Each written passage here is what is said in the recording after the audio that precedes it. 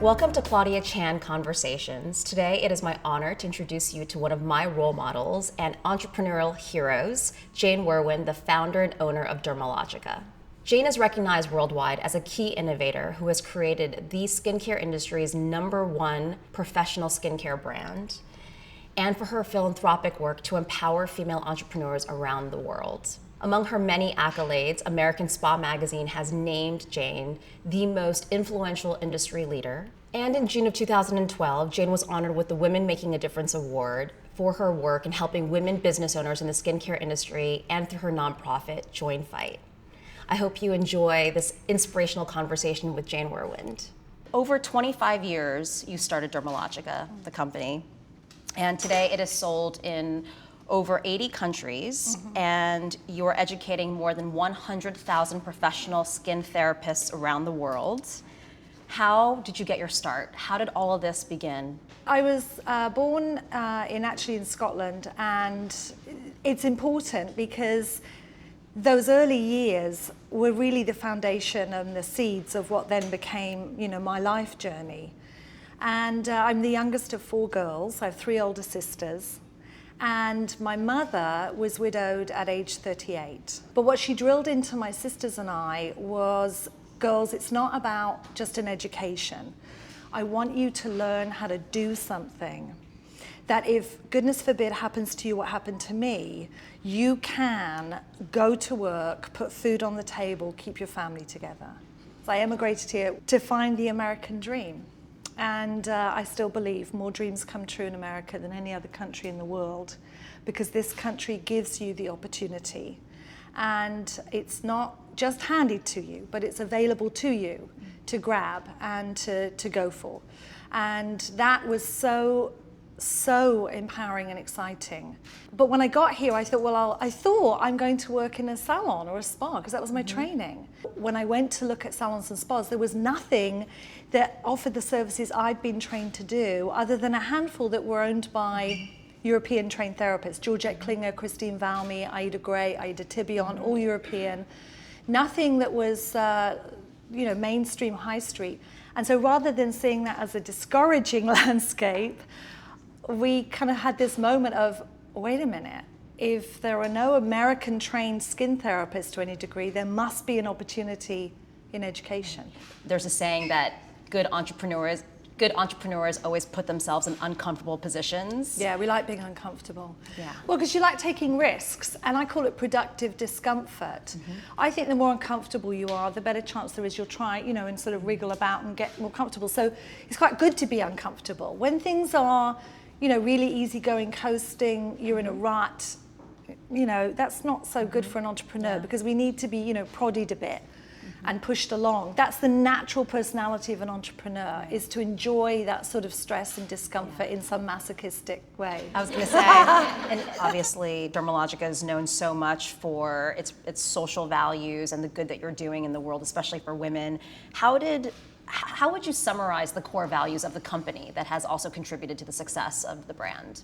Well, the key thing is education. We started with education, and we believe strongly that the better educated in our industry, the better educated the skill set and the ability to run a business for a skin therapist, the more successful they're going to be. So education is the core of everything. And sometimes the dollars come later. Sometimes you have to really invest in the quality and the service of what we're delivering and hold out for the dollars. I believe, maybe somewhat simply, that if you are doing something that you truly love, that you are emotionally invested in, you care about, and you're doing it to the best of your ability, if you've figured out at least a halfway decent business model, the revenue stream will come. If you pursue the money, it will elude you. That is the nature of it. It is only a form of energy, and it will elude you. So pursue the reason, pursue the mission, pursue the task, the love, the emotional commitment. The rest will come. What are other key business points of advice that you could share for that entrepreneur who's navigating the roller coasters of starting a business? Well, for most entrepreneurs, the brand reflects something that you care about. So if you are the entrepreneur, you know the brand better than anybody else. You know it because it reflects you, and something that you are passionate and excited about. So as you grow and as you're growing, do not be persuaded by anybody that comes in with any kind of degree. I didn't go to college, I went to beauty school. So I certainly have no expertise. But don't be persuaded by somebody who says, well, you know, you've done a really good job up until now and we've got it from here because, you know, we really know what we're doing. They don't know the brand as well as you do. You be your brand missionary, right in the beginning and all the way through. You hire people who believe in that dream. Do not hire the resume. You can have a resume of a rock star, but if you've got a bad attitude, you don't want them in your company. Especially in the beginning, especially the first, 6 people that you're hiring, which as an entrepreneur generally would be your family and friends. However, after them, you need to hire people who are dream believers because they will be your early missionaries. I don't care, I know it's hard, but I don't care how talented the person is coming in, how great their background is. If they're not a fit for you from a chemistry point of view and they're not lit up and on fire, not in the early days, you can't afford it. Every penny counts, and that person they must be a dream believer, and you've got to be ruthless about it. And you dig in and seek out that real reveal of their personality. I want them lit up. I want them saying to you, somebody doesn't ask for the job before they leave in an interview, I don't want them. I want them to say, before they leave, this is my whole thing, I wait for it, for someone to say, you know what, Jane, I just want to tell you, I really want to be here. I really want this job, and I really hope you hire me. Something like that, because I love hearing that. The other thing is, as good as they are at that interview, that's as good as it gets. It's as good as they're ever going to look. It's as excited as they're ever going to be. Do not say to yourself, I saw a glimpse of excitement. I think, I could pull that out. No, that was them lit up. So if you were underwhelmed, it does not get better after the interview. You need somebody who is lit up. Right. Hire the person, not the resume. Yeah. And especially back to what you were saying about the brand is, leadership, right? Yeah. It's really about being a strong leader, yeah, and living that brand. And I think also when you're maybe, whether it's 6 months or 6 years into a company, it might be easy to finally let go and not, you might think, oh, I'll just delegate that and I have a team now. But once that happens, it's hard. So then how do you balance not working 24/7, which I don't know if you still do or don't do. You might still do. I do not. You absolutely must delegate. And here's how you choose what you delegate. You delegate anything and everything that you can pay someone else to do at least 80% as well as you can. Not 50% as well, that's not good enough. And I'm just making these numbers up. There's no scientific evidence for this. No one's going to do it 100% like you would do it, but if they can get to 80%, it's good enough.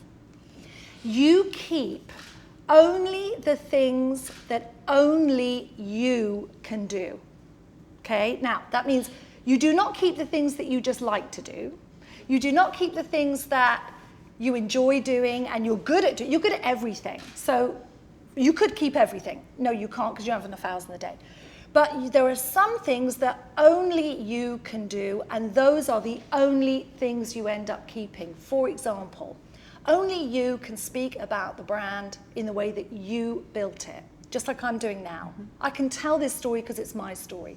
I am the key spokesperson for Dermalogica, for the brand, because that's the thing that only I can do. Can you share with us the definition of Join FITE, what it stands for, the mission of the organization, how you went from creating International Dermal Institute, and then you launched Dermalogica, and now all of a sudden a nonprofit, global philanthropic initiative? Yes, so FITE, F-I-T-E, stands for Financial Independence Through Entrepreneurship. So in 2010, we decided to launch an initiative and make a commitment to fund 25,000 women around the world into their own business or to grow a business that they currently had. And we made the commitment because we were about to celebrate our 25th anniversary in 2011, and we just liked the way those numbers worked out. And we committed to do that funding through microloans in partnership with the organization called Kiva. And it was just a weekend in Santa Barbara in California, and I took the book Half the Sky by Nicholas Kristof and Cheryl Wurwand, And I was reading every story, and everything in that book is personal. It's a real story of a real girl or a real woman in a real situation that they met and interviewed. And I thought, if my mother had not received her education as a nurse and I hadn't received my education as a skin therapist, what would have happened to us? And then I read the stories of women who had no choice. They had so many children and they had no money that they had to sell some of their children into brothels. And a 7-year-old girl in some of those countries is just worth a lot more sold, rather than being a mouth to feed. And I thought to myself, you know, my mum was left with 4 of us, and that would have been us. Yeah. So I'm emotional because I'm so connected to the cause. Yeah. Because I realized as I read the book, it was a geographic accident of birth that I was born in the UK and that I came and had the opportunity to come to America. Any of us could be any of those stories. Those girls and women are no different than us. They have no smaller dreams. They have no less intelligence. They have no less of a desire to be their own person. But what they lack is any opportunity to do so. And when I got to the end of the book, there's a line in it where Nicholas, Christoph, and Cheryl Wooden say, now that you've read these stories, what are you going to do about it? Not what should government do, you know, what could we legislate for? What are you going to do about it? And it kind of leapt off the page at me. What are you going to do about it, Jane? And I thought, we've got a network around the world, 86 countries, 100,000. We should be able to do something. And then they say, here are 10 things you can do in the next 10 minutes to change a woman's life. And the first step was go on to kiva.org and put $25 into a loan. A loan, you will get it paid back. They have a 98.6% repayment rate. Just allow your money to be used and then paid back to you to help change someone's life. And within 2 weeks, our creative team were on a flight to San Francisco to meet with Kiva, and within 6 months we figured out the FITE initiative, which basically we partnered with and presented at the Clinton Global Initiative in 2010. We made a commitment to President Clinton to fund 25,000 women by December of this year. And we funded our 25,000th woman last week. Woo! Thank you. Amazing. I believe that hopefully we're in a journey right now where every business out there will start thinking about how their enterprise can actually do good for the world. I think that any company and any product whose primary target market is women should be doing something to empower women. I just feel that should be part of that DNA of that brand. Definitely. Because there is an enormous ripple effect. You know, that one of the things that the new loans that we're funding, $100,000 into these loans for 4,000 women to be funded. We are talking a great deal about our going forward into 2013 and what FITE will look like. And we talk about this ripple effect. When you invest in a woman and a woman creates her own income, she reinvests about 90% of her income into her family of girls and boys, obviously, her community, into her society. We reinvest. A mother will go without food to see her children eating. We will make sure our children are educated. We will make sure our children are vaccinated, or whatever the health protocols are that we believe in. And so it's so important to understand that when you invest in a woman and a woman is empowered, it has an enormous ripple effect.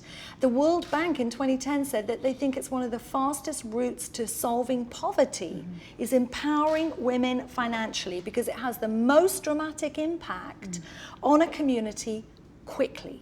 And so I think that any corporation that has made its profits and been successful because women have purchased it, there's the direct route to circle that money back to empowering women in any way they can. Thank you so much. This has been so much fun. It's really my pleasure. I know that you all feel perhaps that you came here for yourselves.